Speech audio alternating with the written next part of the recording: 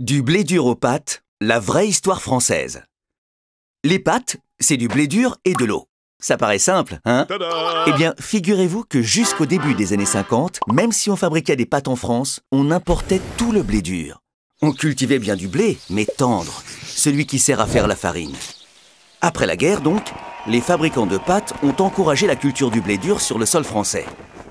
Parmi les rares variétés disponibles, le Bidi 17. Mais il ne poussait pas bien sous notre climat. Bidi, bidi, bidi. Bidi, bidi. Oh. Alors, on a testé d'autres variétés pour sélectionner les plus adaptées.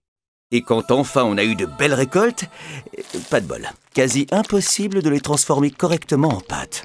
C'est quoi ça, René?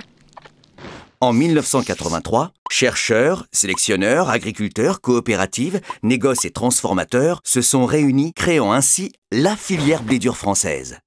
Leur ambition? Proposer des pâtes, mais aussi du couscous, du boulgour, du pil-pil ou du blé étuvé de la meilleure qualité possible avec du blé dur français. Un bon goût, des qualités nutritionnelles, une bonne tenue dans la casserole et un physique irréprochable. Oh, jaune éclatant de 39,2! Dis donc, tu vas faire un malheur, toi!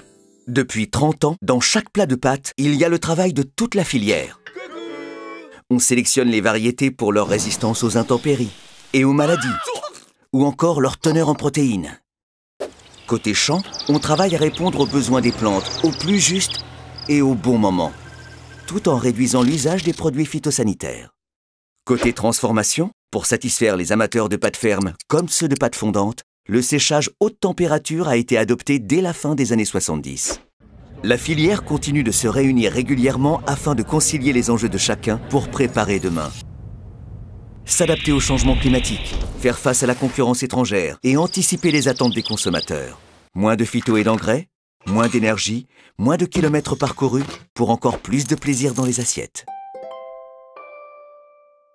C'est l'avenir du couscous. Tu sens comme ça croque? On a appelé ça le crous-crous.